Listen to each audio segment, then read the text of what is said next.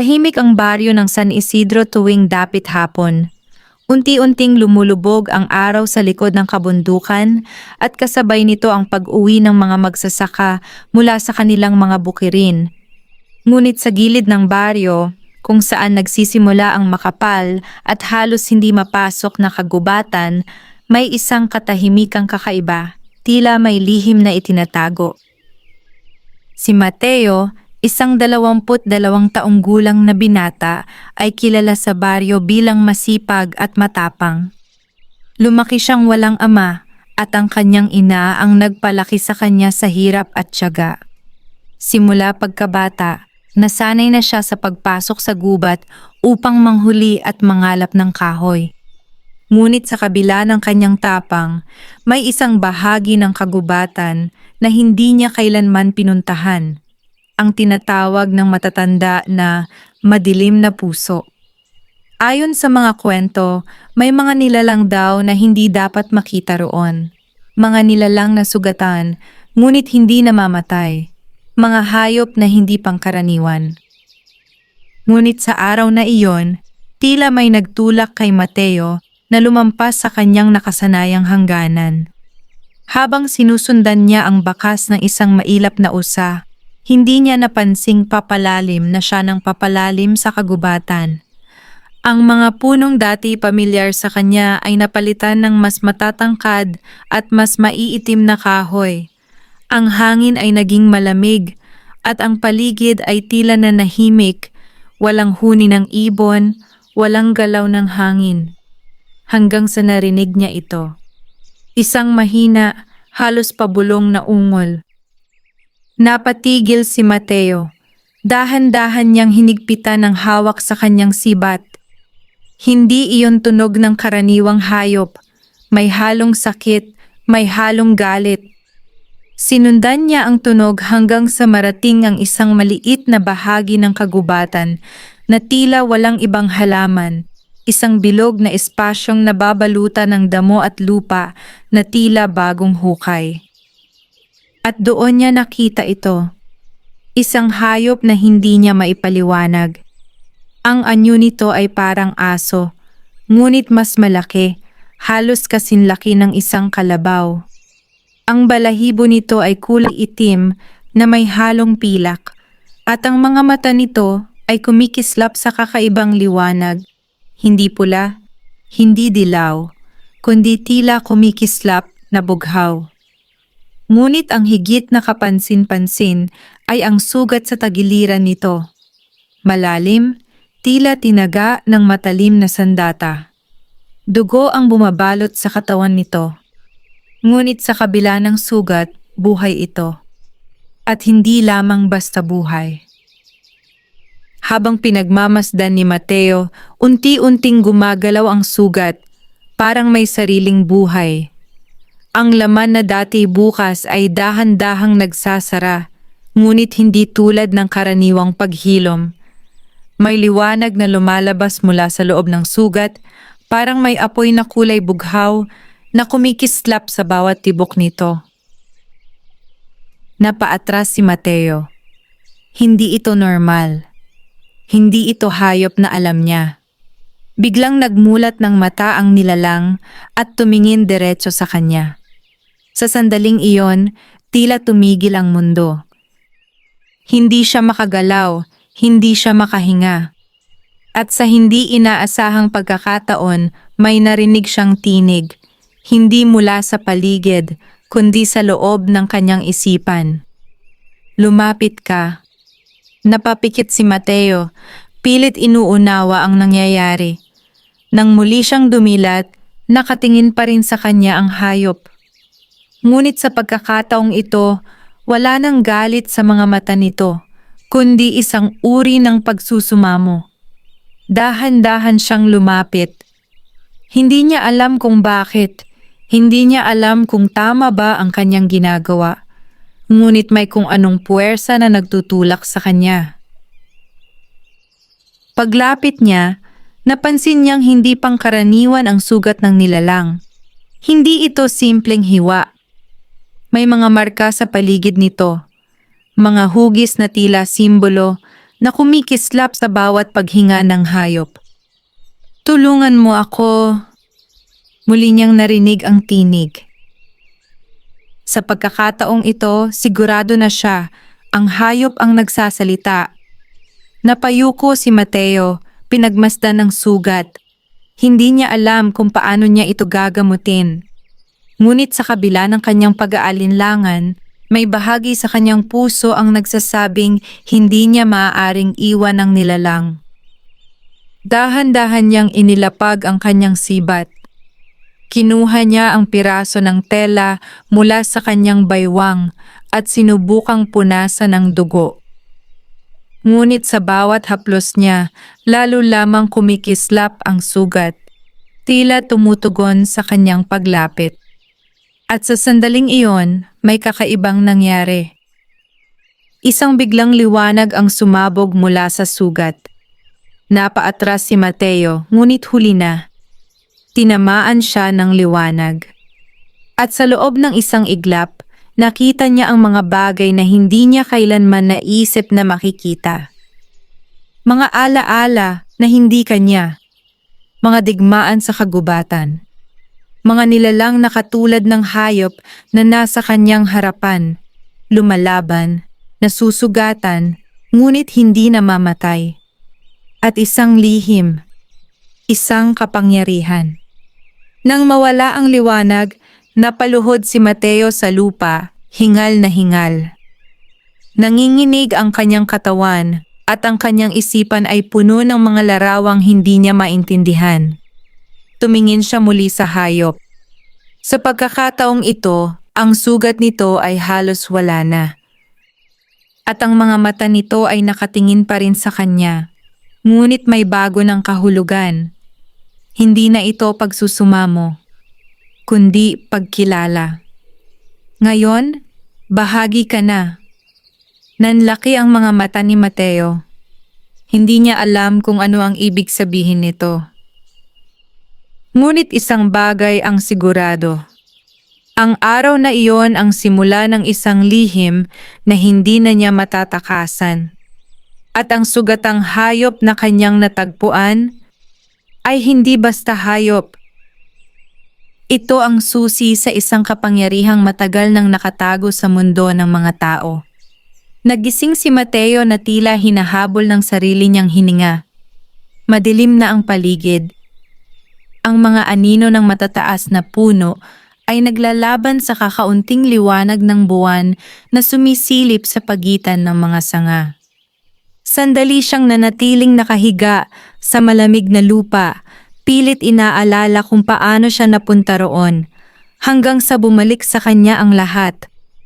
Ang sugatang hayop, ang liwanag, ang tinig. Mabilis siyang napabangon. Agad niyang hinanap ang nilalang, ngunit ang dating kinalalagyan nito ay wala na.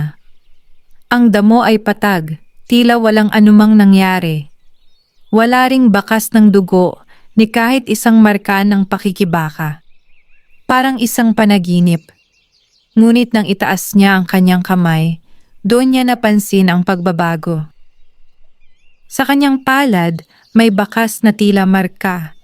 Isang hugis na kahawig ng mga simbolong nakita niya sa sugat ng hayop. Bahagya itong kumikislap, halos hindi mapansin. Ngunit sapat upang patunayan na ang lahat ay totoo. Napaatras si Mateo, napahawak sa kanyang dibdib. Ano? Ito? Walang sumagot. Ngunit sa loob ng kanyang isipan, may naramdaman siyang kakaibang paggalaw. Parang may presensyang hindi kanya, ngunit hindi ring ganap na banyaga. Hindi ka nag-iisa. Napalingon siya sa paligid. Ngunit wala pa ring ibang tao. Lumakad ka. Napapikit siya. Muli ang tinig. Ngunit sa pagkakataong ito, mas malinaw, mas matatag. Hindi na ito parang pagsusumamo, kundi isang utos. At sa kabila ng kanyang takot, sumunod siya. Hindi niya alam kung saan siya pupunta. Ngunit ang kanyang mga paa ay tila may sariling direksyon. Habang naglalakad siya sa mas malalim na bahagi ng kagubatan, napansin niyang mas malinaw ang kanyang paningin kahit sa dilim. Ang bawat galaw ng dahon, ang bawat tunog ng hangin, lahat ay tila mas matindi, mas buhay. Bigla siyang napatigil. May naramdaman siyang presensya. Hindi ito ang hayop. Mas mabigat. Mas mapanganib. Dahan-dahan siyang yumuko, nagtago sa likod ng isang malaking ugat ng puno. Pinilit niyang pigilin ang kanyang paghinga. At doon niya nakita. 3 lalaki, nakaitim ang kasuotan, may dalang mga sandata na hindi karaniwan sa baryo. Ang isa sa kanila ay may hawak na sibat na may nakapulupot na pulang tela, habang ang isa naman ay may dalang tila kahoy na kahon na may mga ukit na kahawig ng simbolong nasa kanyang palad. "Sigurado ka bang dito natin naramdaman?" tanong ng isa. "Hindi ako nagkakamali," sagot ng isa pa. "May gumising at malakas ito." Nang marinig iyon, napahigpit ang hawak ni Mateo sa lupa. Gumising? Sino? O ano? Kung totoo ang sinasabi ng matanda, hindi natin pwedeng hayaang makalabas ito, dagdag ng ikatlong lalaki. Hanapin natin, habang hindi pa ito ganap na nagigising. Napalunok si Mateo. May kung anong kumirot sa kanyang dibdib. At sa sandaling iyon, muling nagliwanag ang marka sa kanyang palad, mas maliwanag kaysa kanina. Napatingin siya rito at bago pa niya ito maitago. Doon! Napalingon ang isa sa mga lalaki, diretso sa kanyang kinalalagyan. May liwanag! Hindi na siya nag-isip. Tumakbo si Mateo. Mabilis. Mas mabilis kaysa sa kaya niyang gawin noon. Ang kanyang mga paa ay tila hindi sumasayad sa lupa. Ang kanyang katawan ay gumagalaw ng walang pag-aalinlangan. Ngunit kahit gaano siya kabilis, naririnig pa rin niya ang yabag ng mga lalaki sa kanyang likuran. Habang tumatakbo ka, mas lalakas sila. Napahinto siya sandali. Ang tinig muli.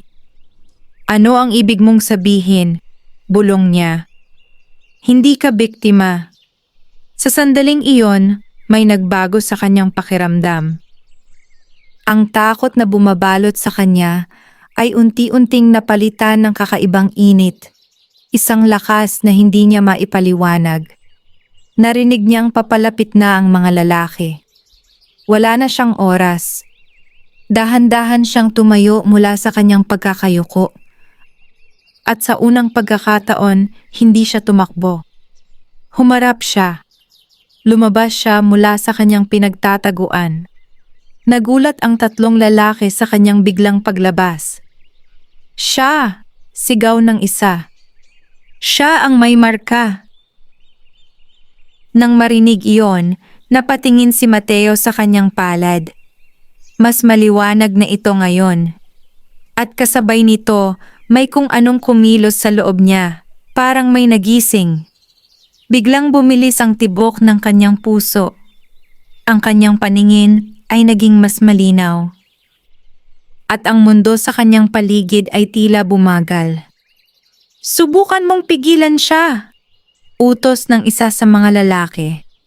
Sumugod ang isa, hawak ang sibat. Ngunit bago pa man tumama ang sandata, kumilos si Mateo. Hindi niya alam kung paano. Ngunit sa isang iglap, naiwasan niya ang sibat at sa parehong galaw, nahawakan niya ang pulso ng kalaban. At doon niya naramdaman isang pagdaloy ng enerhiya mula sa kanyang kamay patungo sa lalaki.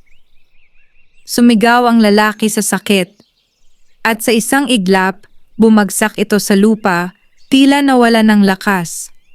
Napaatras ang dalawa pa. "Ano siya?" bulong ng isa. Hindi sumagot si Mateo. Dahil kahit siya, hindi niya alam ang sagot. Tiningnan niya ang kanyang kamay Ang parehong kamay na may marka. Ang parehong kamay na ngayon ay may kapangyarihang hindi niya kailanman hiniling. At sa loob ng kanyang isipan, muling nagsalita ang tinig. Simula pa lang ito. Unti-unting napagtanto ni Mateo. Ang sugatang hayop na kanyang tinulungan ay hindi lamang nagligtas sa sarili nito. Binago rin nito ang kanyang kapalaran. At ang mga lalaking humahabol sa kanya ay simula pa lamang ng mas malaking panganib na paparating. Nanatiling nakatayo si Mateo sa gitna ng kagubatan, ang dibdib ay mabilis ang pag-angat at pagbaba, habang ang dalawang natitirang lalaki ay unti-unting umatras. Hindi dahil sa awa, kundi dahil sa takot. Ang kasamahan nilang bumagsak ay nakahandusay pa rin sa lupa, walang malay, ngunit buhay. Ngunit ang mas nakakatakot ay hindi ang kanyang kalagayan, kundi ang paraan kung paano siya napabagsak. Sa isang iglap, sa isang haplos. At ang gumawa noon ay isang binatang kanina lamang, ay isang karaniwang tao. Hindi ito maaari. Bulong ng isa sa mga lalaki. Hindi pa siya handa. Hindi siya dapat nagising. Sagot ng isa pa. Mas mababa ang tinig ngunit mas mabigat ang kahulugan. Napatingin si Mateo sa kanila. Anong ibig ninyong sabihin? Tanong niya, pilit pinatatag ang boses. Ngunit walang sumagot. Sa halip, dahan-dahang inilabas ng isa sa kanila ang kahoy na kahon na kanina pa niya napansin. Binuksan ito ng maingat at mula roon ay lumabas ang isang maliit na bagay, isang bilog na anting-anting na may nakaukit na parehong simbolo sa kanyang palad. Ngunit iba ito, mas madilim, mas mabigat sa pakiramdam. Kung ikaw ang pinili, sabi ng lalaki, kailangan naming siguraduhin kung karapat-dapat ka. Hindi na hinintay ni Mateo ang susunod na mangyayari. Hindi ako kasali sa kung anong iniisip ninyo, sagot niya, ngunit sa loob niya ay may pagdududa na. Dahil kahit siya, hindi niya na maintindihan ang sarili. Biglang nagliwanag ang anting-anting sa kamay ng lalaki. Kasabay nito, kumirot ang marka sa palad ni Mateo, parang may sumusunog mula sa loob. Napahawak siya sa kamay niya. At sa sandaling iyon, may sumabog na enerhiya. Isang bugso ng hangin ang kumalat mula sa kanyang katawan, nagpatumba sa mga dahon at maliliit na sanga sa paligid. Napaatras ang dalawang lalaki na pilitang takpan ang kanilang mga mukha. Malakas, bulong ng isa halatang nabigla. Sobra sa inaasahan. Nang humupa ang hangin, nakatayo pa rin si Mateo, ngunit may nagbago. Ang kanyang mga mata ay may bahagyang liwanag, at ang marka sa kanyang palad ay kumikislap na parang buhay. Hindi ka pa handa. Muling nagsalita ang tinig sa kanyang isipan. Ngunit sa pagkakataong ito, may halong babala. At sila, hindi rin. Hindi na nag-atubili ang dalawang lalaki. Umatras tayo, sigaw ng isa.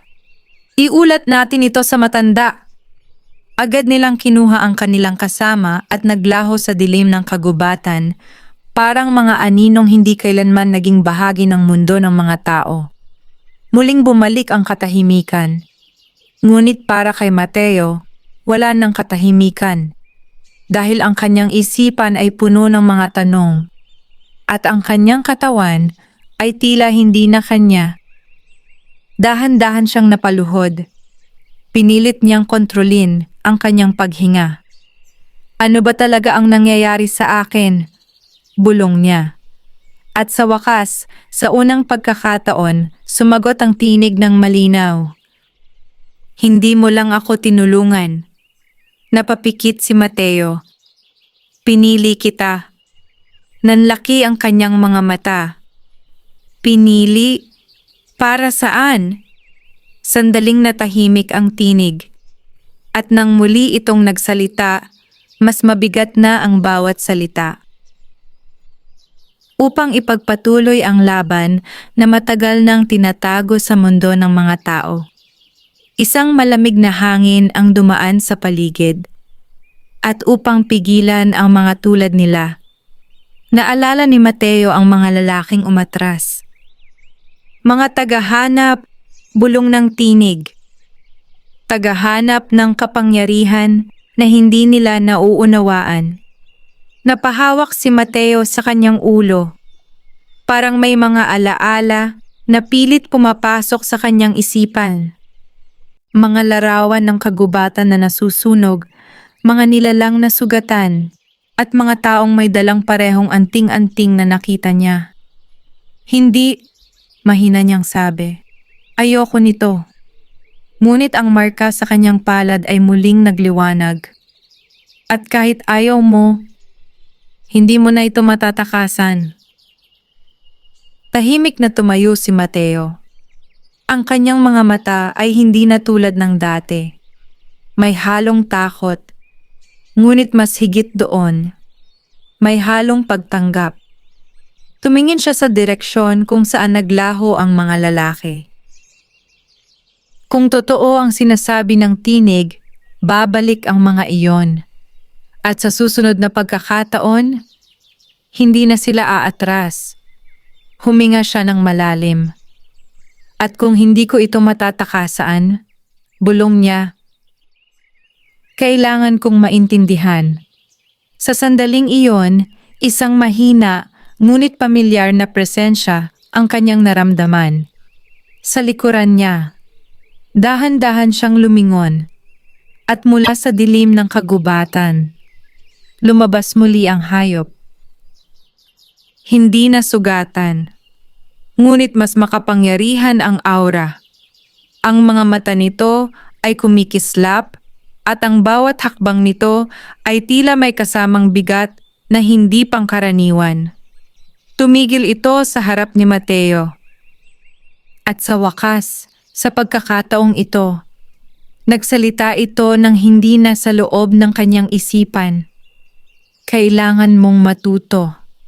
Napalunok si Mateo dahil alam niya ang gabing iyon ay simula ng kanyang pagsasanay at ang nilalang sa kanyang harapan ay hindi lamang isang hayop. Ito ang kanyang magiging guro. Ang hangin sa kagubatan ay lalong naging malamig nang tuluyang lumapit ang nilalang kay Mateo. Sa liwanag ng buwan, mas malinaw na niya itong nasilayan. Ang balahibo nitong tila hinabi mula sa dilim at pilak, ang mga matang kumikislap na parang may sariling liwanag, at ang presensyang nagpapabigat sa paligid. Hindi na ito mukhang sugatan. Ngunit mas nakakatakot ito ngayon. Ano ka ba talaga? Mahinang ngunit matatag na tanong ni Mateo.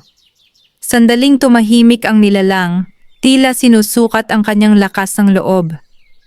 Isa akong tagapagbantay, sagot nito. Ngunit hindi na sapat ang salitang iyon para ilarawan ang aking tungkulin. Napatitig si Mateo. Tagapagbantay ng ano? Ng balanse. Isang malamig na simoy ng hangin ang dumaan at kasabay nito ay ang bahagyang pagliwanag ng marka sa palad ni Mateo. Ang kapangyarihang dumadaloy sa iyo, pagpapatuloy ng nilalang, ay hindi para sa iyo lamang. Ito ay ipinapasa, ipinagkakatiwala.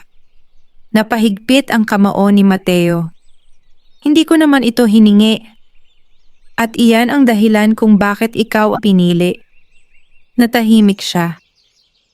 Hindi niya alam kung dapat ba siyang matuwa o matakot sa sagot na yon. Biglang tumalikod ang nilalang at nagsimulang maglakad palayo. Sumunod ka! Sandali siyang nag-alinlangan. Ngunit sa huli, sumunod siya. Habang naglalakad sila sa mas malalim na bahagi ng kagubatan, Napansin ni Mateo na unti-unting nagbabago ang paligid. Ang mga puno ay tila mas matanda, ang lupa ay mas makapal sa lumot, at ang hangin ay may dalang kakaibang bigat. Parang may presensyang hindi nakikita. Hanggang sa marating nila ang isang lugar na tila hiwalay sa mundo. Isang malawak na espasyo na napapalibutan ng matataas na punong may ugat na tila yumayakap sa lupa.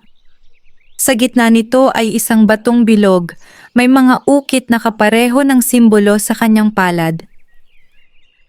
Dito nagsisimula ang pagsubok, sabi ng nilalang. Napatingin si Mateo sa paligid. Anong klaseng pagsubok? Hindi agad sumagot ang nilalang. Sa halip, dahan-dahan itong umatras. At kung hindi ko magawa? Tanong ni Mateo. Hindi ka mamamatay, sagot ng nilalang. Ngunit mawawala ka. Nanlaki ang mga mata ni Mateo. Anong ibig mong sabihin? Shh! Hindi na niya natapos ang kanyang tanong. Dahil sa isang iglap, nagbago ang paligid. Ang kagubatan ay tila naglaho. Napunta siya sa isang lugar na walang kulay, puro abo at anino. Ang lupa ay basag-basag at ang hangin ay mabigat, parang walang buhay. Napahawak siya sa kanyang dibdib. Ano ito? Isip mo. Umalingaw-ngaw ang tinig ng nilalang, ngunit wala ito sa kanyang harapan. Nasa paligid. Ang unang pagsubok ay hindi lakas, kundi katotohanan. Biglang may lumitaw sa harapan niya. Isang figura, isang batang lalaki. At nang makita niya ang mukha nito, nanlamig siya. Sarili niya. Ngunit mas bata, mas mahina, mas takot. Hindi mo kaya, sabi ng batang Mateo. Umalis ka na lang. Napaatras siya. Hindi ito totoo. Pero totoo ang nararamdaman mo, sagot ng tinig. Lumapit ang batang Mateo. Iniwan ka ng ama mo, sabi nito. Hindi ka sapat. Napapikit si Mateo. Ang mga salitang iyon, matagal na niyang pilit kinakalimutan. Hindi mo kayang protektahan ang kahit sino. Biglang nagbago ang paligid. May mga larawan na lumitaw. Ang kanyang ina, nag-iisa sa kubo. Ang kanyang sarili, walang magawa. Ang mga aninong papalapit, tulad ng mga lalaking humabol sa kanya. Tatakas ka lang ulit. Napahawak si Mateo sa kanyang ulo. Tumahimik ka. Yan ang totoo. Biglang nagliwanag ang marka sa kanyang palad. Masakit. Parang may apoy na sumusunog mula sa loob. Piliin mo. Umalingaw-ngaw ang tinig ng nilalang. Maniwala ka sa takot. O harapin mo ito. Huminga ng malalim si Mateo. Unti-unti niyang ibinaba ang kanyang kamay mula sa ulo. Tumingin siya sa batang bersyon ng sarili niya. At sa unang pagkakataon, hindi siya umatras. Lumapit siya.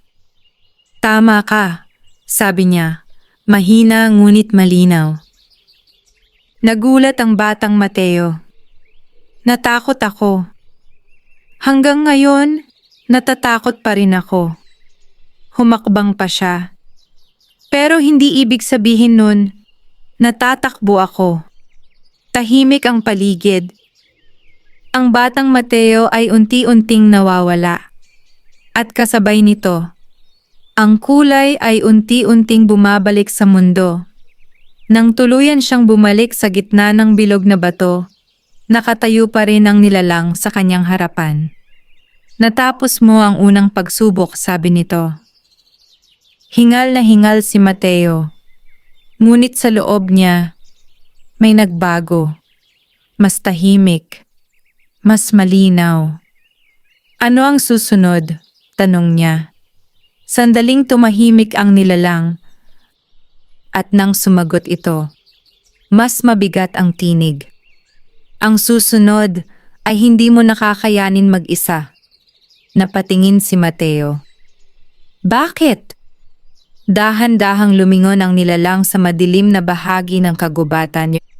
At dahil sila, unti-unting narinig ni Mateo ang mga yabag, marami, at papalapit. Ay bumalik na. Ang mga yabag ay hindi na maitatanggi. Paunti-unti, lumalakas ang tunog ng paglakad sa ibabaw ng tuyong dahon.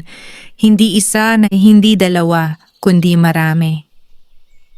Ang katahimikan ng kagubatan ay napalitan ng mabigat na presensyang tila bumabalot sa bawat sulok ng lugar. Napahigpit ang kamao ni Mateo. Hindi pa ako handa, bulong niya. Walang kailanman naging handa, sagot ng nilalang sa kanyang harapan. Ngunit hindi ibig sabihin noon ay hindi ka lalaban. Unti-unting lumitaw mula sa dilim ang mga figura. Hindi na 3, mahigit 10. Lahat ay nakaitim, may dalang iba't ibang sandata. May sibat, may espada, at ang ilan ay may dalang mga kahong may ukit na simbolong pamilyar kay Mateo. Sa unahan nila, isang matandang lalaki ang dahan-dahang lumapit. Ang kanyang buhok ay kulay abo, ngunit ang kanyang tindig ay tuwid at matatag. Ang kanyang mga mata ay matalim, tila nakakakita ng higit pa sa nakikita ng iba. Sa wakas, sabi niya, mababa ngunit malinaw ang tinig. Ang pinili ng tagapagbantay. Napatingin si Mateo sa nilalang sa tabi niya. Siya ba ang tinutukoy nila? Siya ang matanda, sagot ng nilalang, pinuno ng mga tagahanap. Napalunok si Mateo. Lumapit pa ang matanda hanggang sa huminto ito ilang hakbang ang layo sa kanila. Ibigay mo sa amin ang kapangyarihan, sabi nito. Hindi mo ito nauunawaan. Napailing si Mateo. Hindi ko rin alam kung ano to, sagot niya, pero hindi ko ito ibibigay. Bahagyang ngumiti ang matanda. Hindi mo kailangang ibigay, sabi niya. Kukunin namin. Sa isang iglap, itinaas ng matanda ang kanyang kamay. At kasabay nito, nagliwanag ang mga anting-anting ng kanyang mga kasama. Isang sabay-sabay na pagbugso ng enerhiya ang sumiklab sa paligid. Manatili ka sa likod ko, utos ng nilalang. Ngunit hindi gumalaw si Mateo. Sa halip, tumingin siya sa kanyang palad. Ang marka ay muling kumikislap.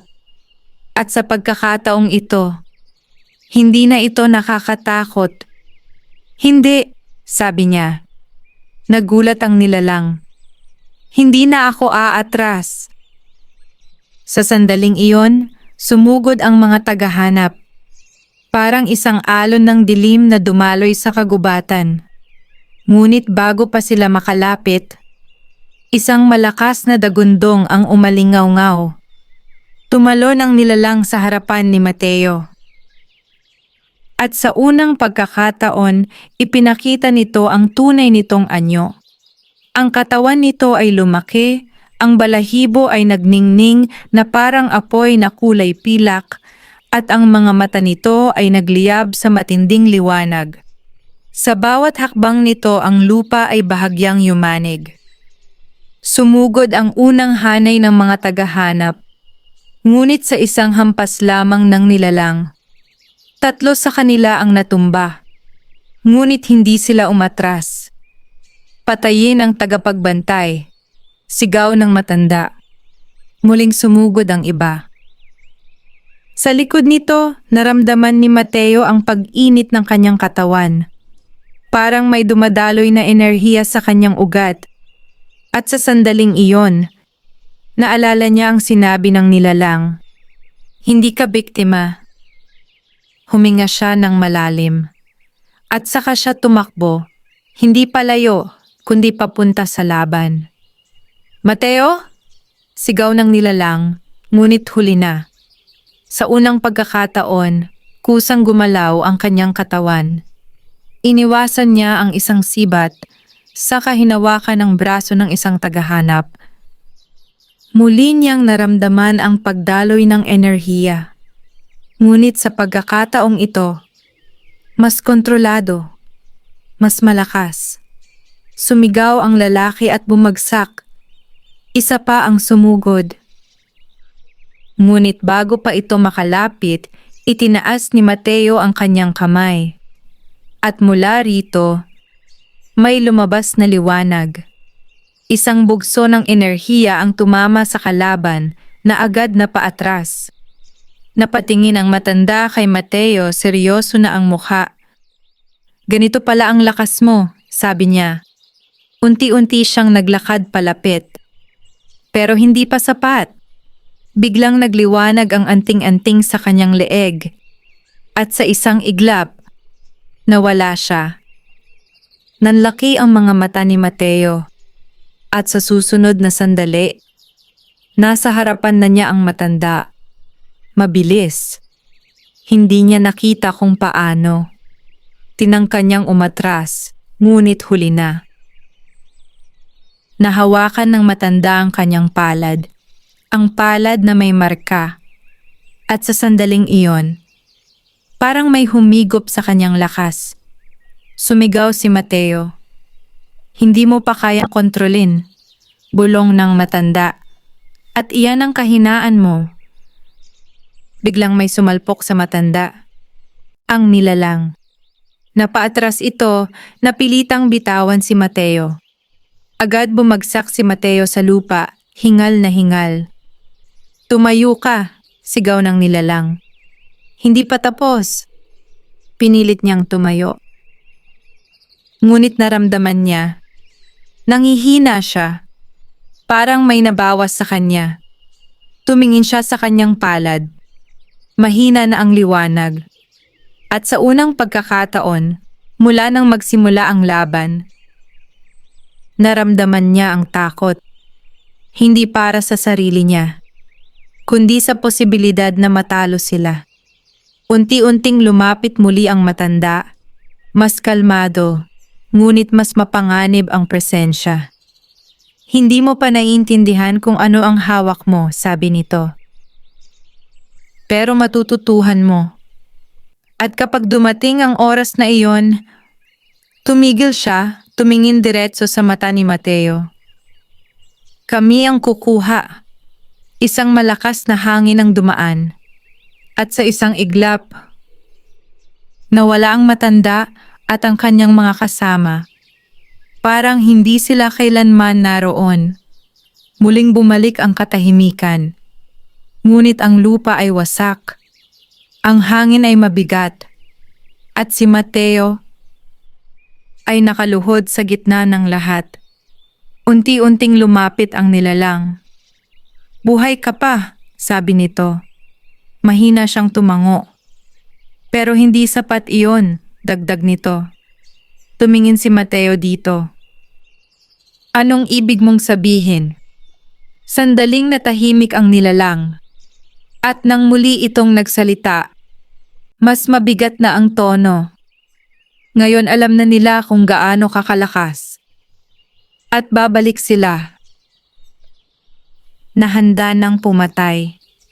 Napapikit si Mateo. Alam niyang totoo iyon.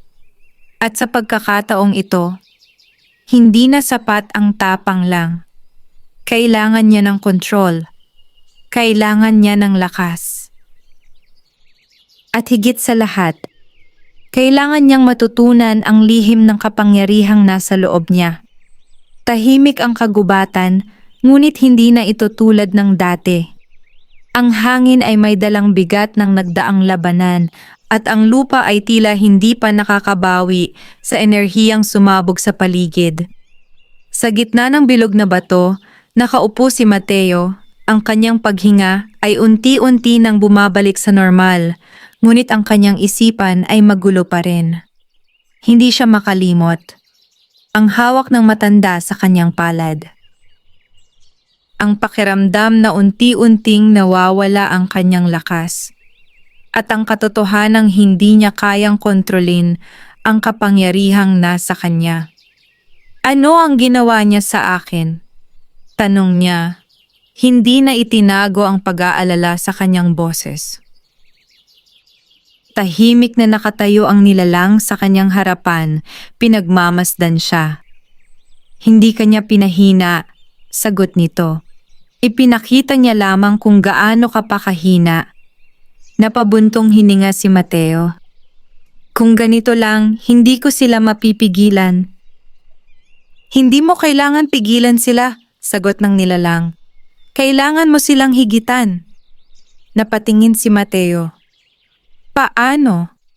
Dahan-dahang lumapit ang nilalang. Ang kapangyarihang nasa iyo ay hindi lamang enerhiya, sabi nito. Ito ay dugo. Nanlaki ang mga mata ni Mateo. Dugo? Ang mga tulad ko, pagpapatuloy ng nilalang, ay hindi lamang tagapagbantay ng kagubatan. Kami ay bahagi ng sinaunang puwersa, isang uri ng buhay na hindi nakikita ng karaniwang tao. Sandaling natahimik ang paligid. At nang hinawakan mo ang sugat ko, biglang nagliwanag ang marka sa palad ni Mateo, parang tumutugon sa mga salita. Hindi lamang lakas ang naipasa. Bahagi ng aking dugo ang pumasok sa iyo. Napahawak si Mateo sa kanyang kamay. Hindi maaari. Ngunit nangyari. Tumahimik siya. Unti-unti niyang naunawaan. Hindi lamang siya binigyan ng kapangyarihan. Binago siya. Kaya pala, bulong niya. Hindi na ako tulad ng dati. Hindi na nga, sagot ng nilalang. Ngunit hindi ka rin ganap na katulad ko. Napatingin siya rito.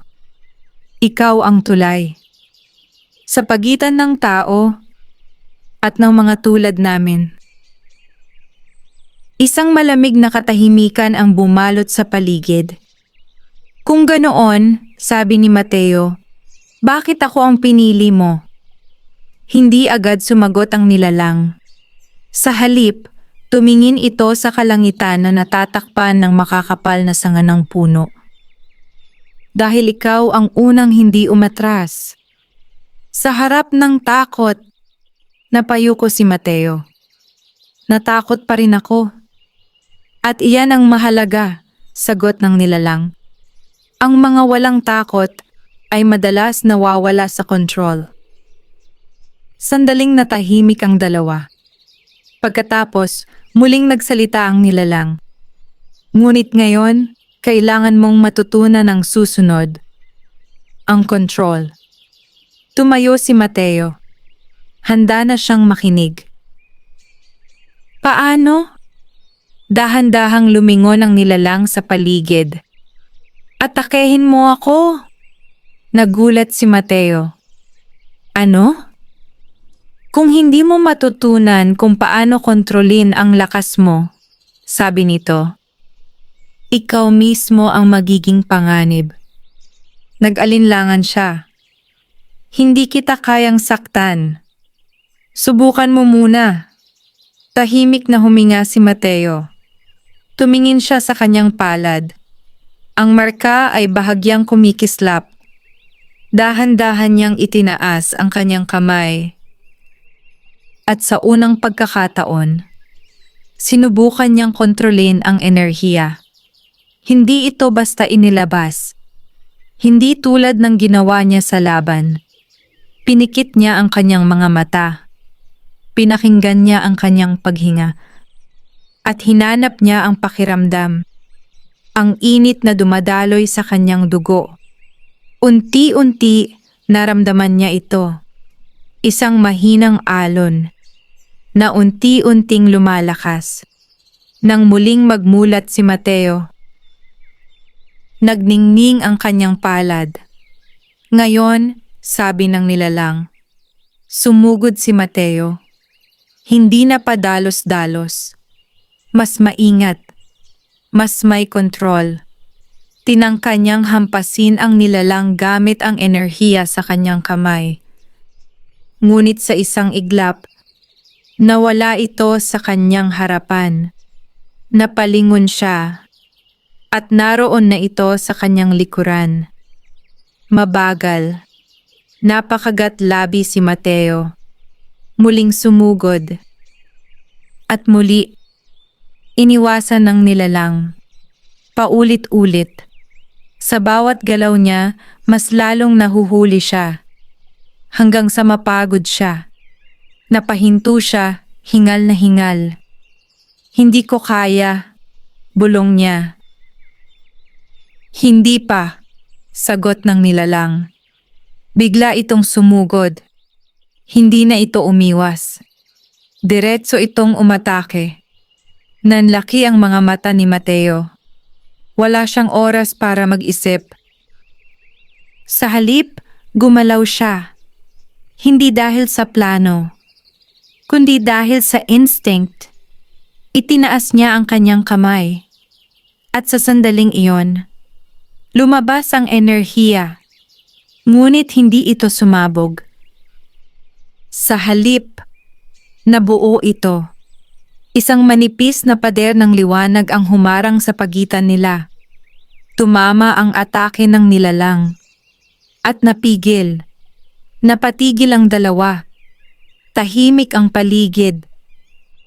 Dahan-dahang ibinaba ng nilalang ang ulo nito. Ngayon, nagsisimula ka ng matuto. Hingal na hingal si Mateo. Ngunit sa pagkakataong iyon, may ngiti sa kanyang labi. Hindi dahil nanalo siya, kundi dahil sa unang pagkakataon, nararamdaman niyang kaya niya. Ngunit bago pa siya makapagsalita, may naramdaman siyang kakaiba. Isang presensya, hindi mula sa kagubatan, kundi mula sa malayo at mas malakas kaysa sa matanda. Napatingin siya sa direksyon ng kabundukan. Ano yon? Tanong niya. Tahimik ang nilalang, ngunit ang mga mata nito ay biglang naging seryoso. Iyon ang dahilan kung bakit nagsimula ang lahat. Nanlaki ang mga mata ni Mateo. At kung ano man iyon, papunta na rito. Ang hangin ay biglang naging mabigat. Hindi ito ang karaniwang lamig ng gabi sa kagubatan. Ito ay may kasamang presensyang tila unti-unting pumipiga sa paligid. Ang mga dahon ay hindi na gumagalaw, ang mga tunog ng insekto ay naglaho, at maging ang liwanag ng buwan ay tila natatakpan ng hindi nakikitang anino. Nakatayo si Mateo, nakatingin sa direksyon ng kabundukan. Hindi niya nakikita kung ano ang paparating, ngunit ramdam niya ito. At sapat na iyon para manginig ang kanyang katawan. Iyon ba ang sinasabi mo? Tanong niya, hindi inaalis ang tingin sa dilim. Tumango ang nilalang. Matagal nang natutulog. Ngunit ngayon, nagising na. Napalunok si Mateo. Dahil sa akin, sandaling natahimik ang nilalang. Hindi lang dahil sa'yo. Ngunit ikaw ang naging hudyat. Tahimik na huminga si Mateo. Kung ganoon, hindi lamang mga tagahanap ang problema. May mas malala pa. Ano ito? Tanong niya. Dahan-dahang lumakad ang nilalang palapit sa kanya. Hindi lahat ng sugatan ay dapat pagalingin. Nanlaki ang mga mata ni Mateo. Naalala niya ang unang araw, ang sugat, ang liwanag, ang pagpili. May mga nilalang na kapag nagising ay hindi na maibabalik sa dati. Biglang nagliwanag ang marka sa kanyang palad. Mas maliwanag kaysa dati. At kasabay nito, may pumasok na imahe sa kanyang isipan. Isang napakalaking anino. Nakabaon sa ilalim ng lupa. Sugatan. ngunit buhay, at unti-unting bumabangon. Napaatras si Mateo. Ano yon? Nanginginig niyang tanong. Isa sa mga naunang tagapagbantay, sagot ng nilalang. Ngunit hindi tulad ko. Mas matanda, mas makapangyarihan, at mas mapanganib. Tumahimik si Mateo. Bakit siya naging ganon? Hindi agad sumagot ang nilalang. Sa halip, tumingin ito sa malayo. Dahil sa mga tao, isang malamig na katahimikan ang bumalot sa kanilang dalawa. Matagal na panahon na ang nakalipas, pagpapatuloy nito, may mga tulad ng mga tagahanap, ngunit mas malala. Hindi lamang nila hinanap ang kapangyarihan, pinilit nilang kontrolin. Napahigpit ang kamao ni Mateo. At ano ang nangyari? Nasira ang balanse. Isang malakas na hangin ang dumaan, parang sumasang-ayon sa sinabi nito. At ang nilalang na yon, hindi nakaligtas. Ngunit hindi rin namatay. Nanlaki ang mga mata ni Mateo. Kaya siya, nandyan pa rin? Bilang isang sugat sa mundo. Tahimik siyang napatingin sa lupa. Unti-unti niyang nauunawaan. Ang sugatang hayop na kanyang tinulungan ay isang tagapagbantay. Ngunit ang nilalang na nagigising ngayon ay isang nabigong tagapagbantay. Isang babala. Kung magising siya ng buo, tanong ni Mateo, anong mangyayari? Hindi na nagpaligoy-ligoy ang nilalang. Wawasakin niya ang lahat. Tahimik ang gabi. Ngunit sa loob ni Mateo, may bagyong sumisiklab. Hindi natin siya pwedeng hayaan, sabi niya. Napatingin sa kanya ang nilalang. Hindi, sagot nito. Ngunit hindi rin natin siya kayang labanan sa ngayon. Napahigpit ang panga ni Mateo. Kung ganoon, ano ang gagawin natin? Dahan-dahang lumapit ang nilalang. At kung gusto mong pigilan siya, kailangan mong maabot ang antas na hindi pa nararating ng kahit sinong tulad mo. Napatingin siya rito. At paano ko gagawin yon? Sandaling natahimik ang nilalang. At nang muli itong nagsalita, mas mabigat ang bawat salita. Kailangan mong hanapin ang iba. Mga tulad ko. Nanlaki ang mga mata ni Mateo. May iba pa? Hindi ako nag-iisa, sagot nito. Ngunit ang iba ay nagtatago o nawawala. Tahimik si Mateo. Kung ganoon, hindi lang ito laban niya. Ito ay mas malaki pa. At saan ko sila hahanapin? Tanong niya. Dahan-dahang itinaas ng nilalang ang ulo nito. At kung nasaan ang mga bakas ng sugat, naroon sila. Biglang nagliwanag ang marka sa palad ni Mateo. At sa pagkakataong iyon, hindi lang liwanag ang lumabas, kundi isang direksyon. Parang may humihila sa kanya. Isang tawag. Isang gabay. Napatingin siya sa malayo. Ramdam ko, bulong niya. Magaling, sabi ng nilalang. Ngunit bago pa sila makagalaw, isang malakas na dagundong ang umaling-awngaw mula sa kabundukan. Ang lupa ay bahagyang yumanig. Ang mga ibon ay biglang nagsiliparan. At ang hangin ay naging mas mabigat. Nanlaki ang mga mata ni Mateo. Huli na ba tayo? Tahimik ang nilalang. Ngunit ang mga mata nito ay puno ng babala. Hindi pa, pero malapit na. Huminga ng malalim si Mateo. At sa unang pagkakataon, Hindi siya nagdalawang isip. Kung ganoon, simulan na natin. Tumingin siya sa direksyon na itinuro ng kanyang marka.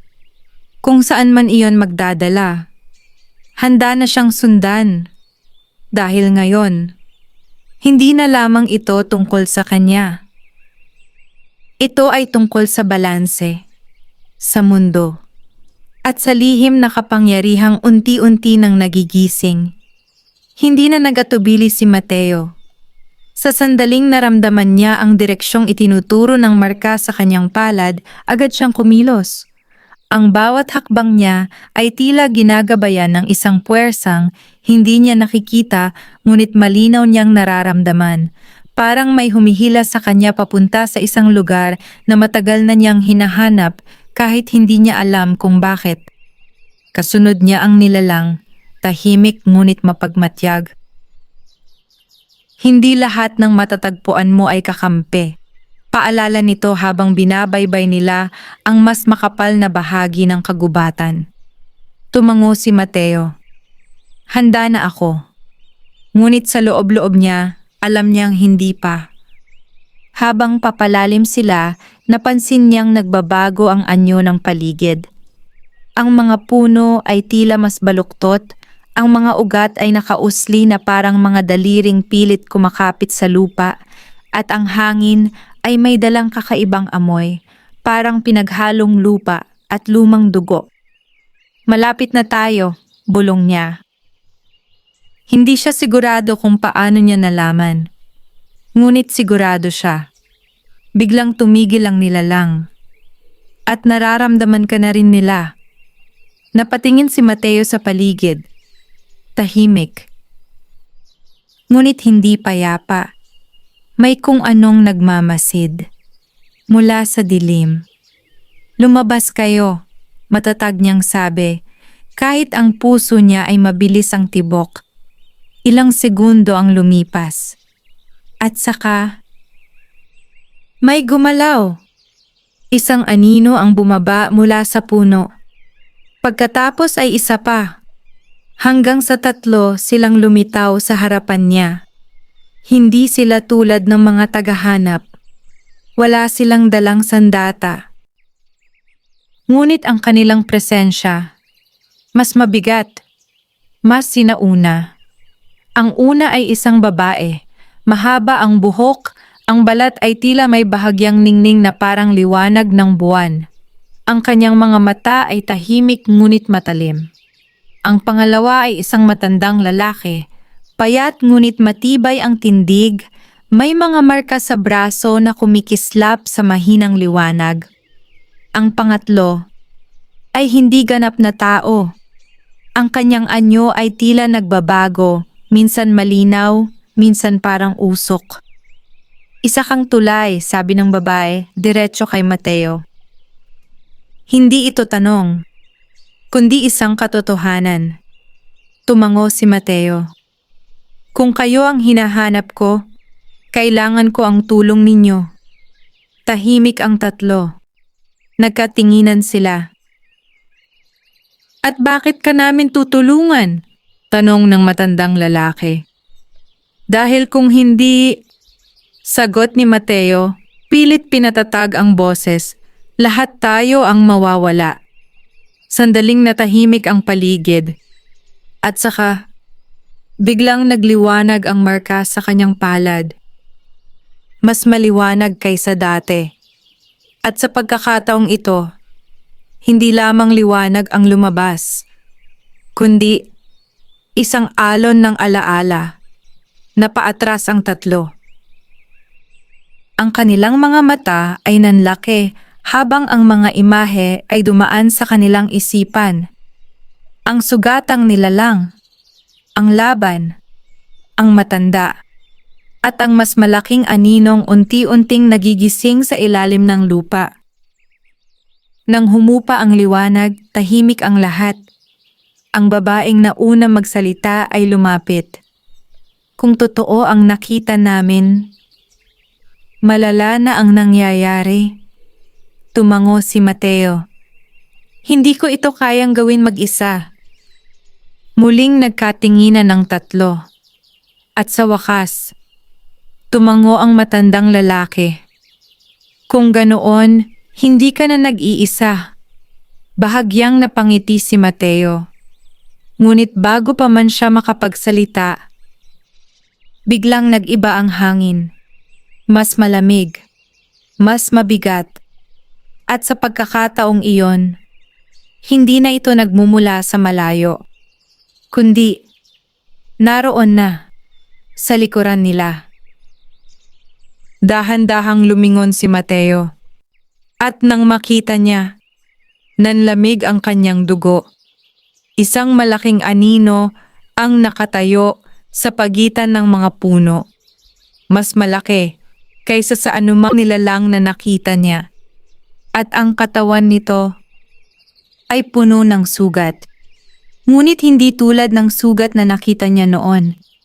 Ang mga ito ay hindi naghihilom. Kumikislap ang mga ito ng madilim na liwanag. At sa bawat paghinga nito, ang lupa ay bahagyang nanginginig. Hindi pa siya ganap. Bulong ng nilalang sa tabi ni Mateo. Pero gising na siya. Napahigpit ang kamao ni Mateo. Ito na iyon. Ang banta na kanilang pinag-uusapan. At ngayon, nasa harapan na nila. Dahan-dahang umangat ang ulo ng nilalang. At ang mga mata nito ay bumukas. Walang liwanag, walang buhay, kundi puro galit. Isang malalim na ungol ang umalingaw-ngaw sa kagubatan. At sa sandaling iyon, alam ni Mateo, hindi na ito pagsasanay, hindi na ito paghahanda. Ito na ang simula ng tunay na laban. Ang ungol ng nilalang ay hindi lamang tunog. Isa itong puwersa. Isang alon ng galit na bumalot sa buong kagubatan na parang may sariling bigat na dumidiin sa dibdib ng bawat isa. Ang lupa ay bahagyang yumanig at ang mga puno ay tila napilitang yumuko sa presensya nito.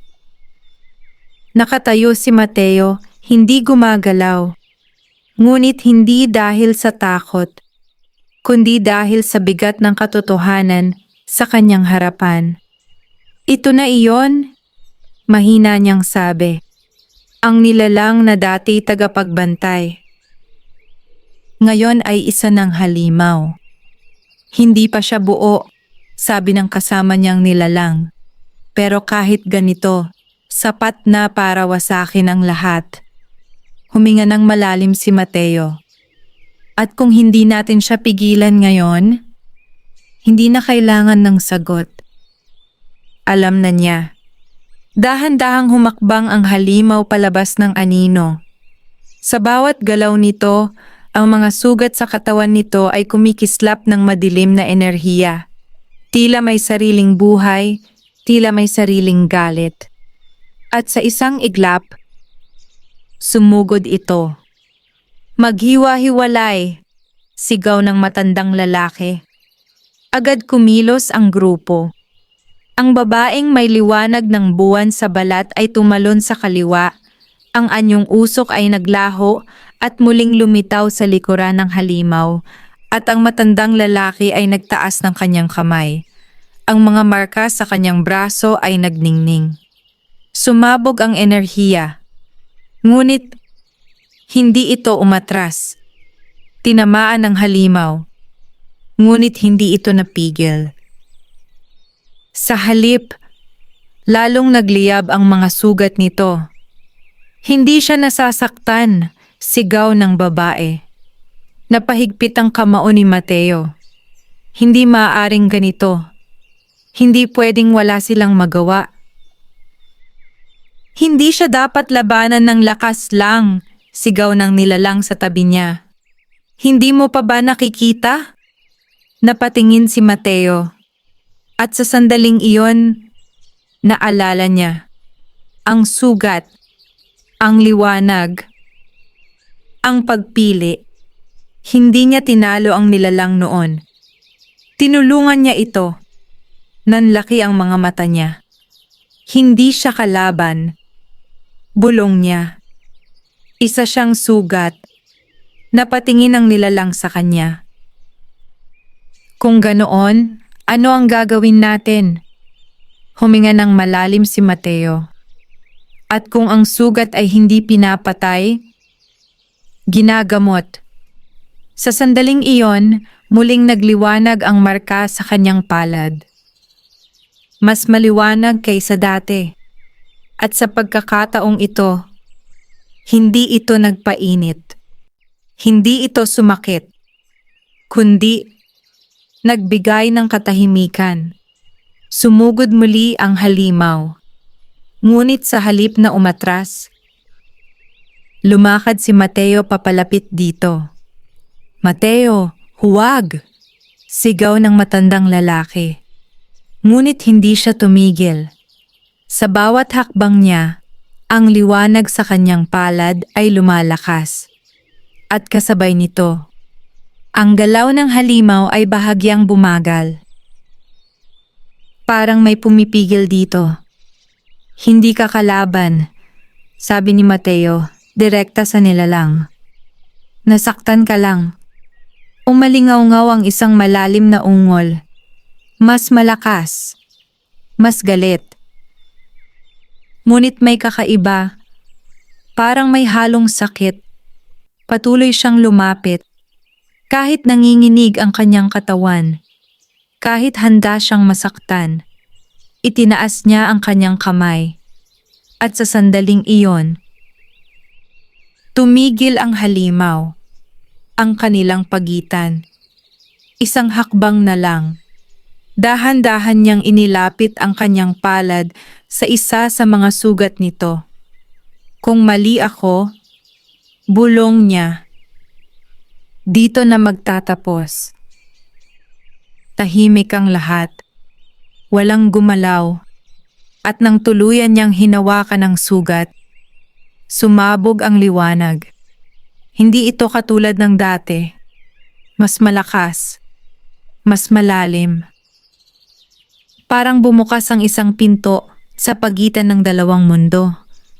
Napapikit si Mateo. At muli, nakita niya ang nakaraan, ang nilalang. Noon ay hindi halimaw. Ito ay katulad ng kasama niya ngayon. Isang tagapagbantay.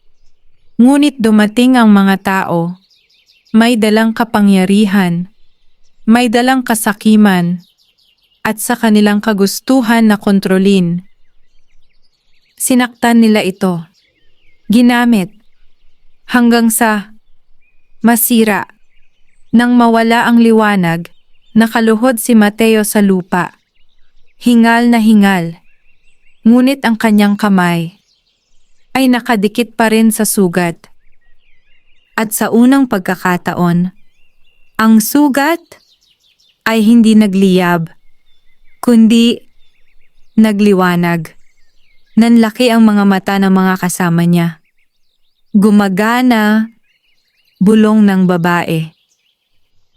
Unti-unting bumagal ang paghinga ng halimaw.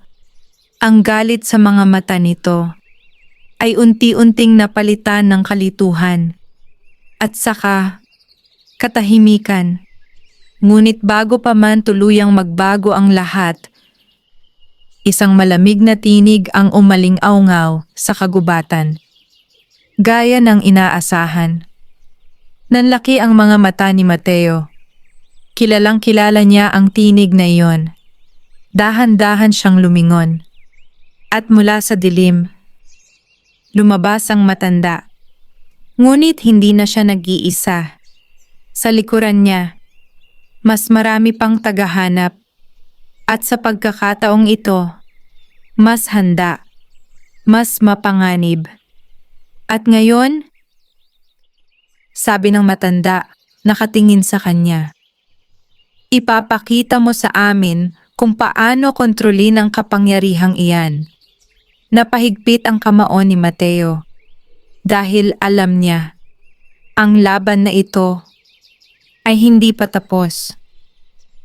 At sa pagkakataong ito, Mas marami na ang nakataya. Ang liwanag mula sa sugat ng nilalang ay hindi pa tuluyang nawawala nang muling bumigat ang hangin sa paligid. Dahan-dahang tumayo si Mateo. Ang kanyang palad ay nananatiling nakadikit sa nilalang, na ngayon ay hindi na nagwawala, kundi tila nalilito, tila muling naghahanap ng sarili nito. Ngunit ang sandaling iyon ng katahimikan ay agad naputol. Lumayo ka sa kanya. Ang tinig ng matanda ay malamig, walang bahid ng pag-aalinlangan. Unti-unting humiwalay si Mateo sa nilalang, ngunit hindi siya umatras.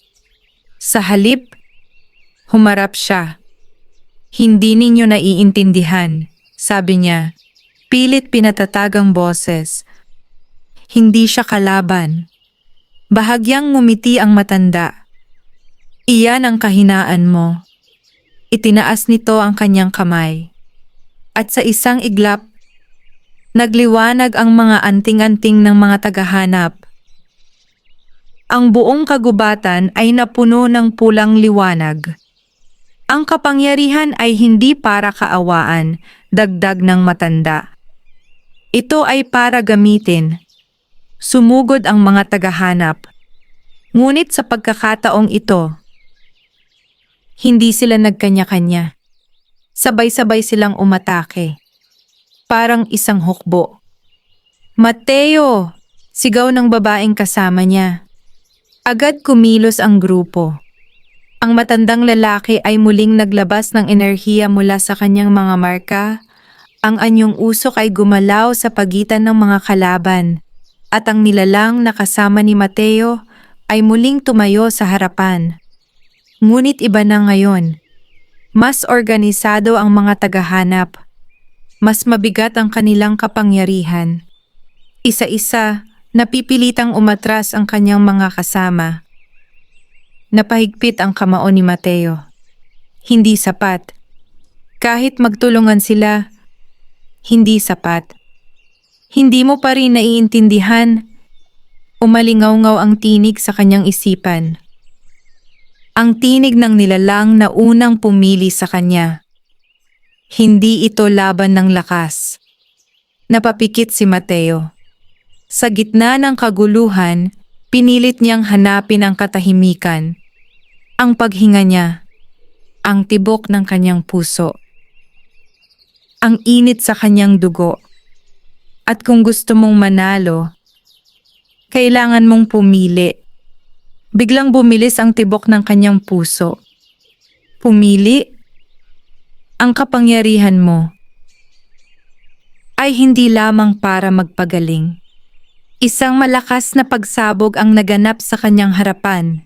Isa sa kanyang mga kasama ay napaatras. Napamulat si Mateo. Hindi na siya pwedeng maghintay. At kung hindi mo pipiliin kung paano ito gagamitin, sila ang pipili para sa'yo. Napatingin siya sa matanda, sa mga tagahanap, sa sugatang nilalang na unti-unting bumabalik sa sarili, sa kanyang mga bagong kakampi, na unti-unti nang napapagod. Huminga siya ng malalim, at sa wakas, naintindihan niya, hindi sapat ang pag-intindi, hindi sapat ang pag-iwas. Kailangan niyang magdesisyon. Ngayon, itinaas niya ang kanyang kamay. Ang marka ay nagliyab, mas maliwanag kaysa dati. At sa pagkakataong ito, hindi ito nag-alinlangan. Dalawang uri ng enerhiya ang lumabas. Isa, ang liwanag na kanyang ginamit upang magpagaling. At ang isa, isang mas madilim, mas mabigat na puwersa na matagal niyang pinipigilan. Nanlaki ang mga mata ng matanda. Sa wakas, bulong nito. Ganyan ang tunay na kapangyarihan. Ngunit hindi siya ngumiti. Hindi siya natuwa. Dahil alam niyang ito ang pinakamapanganib na hakbang.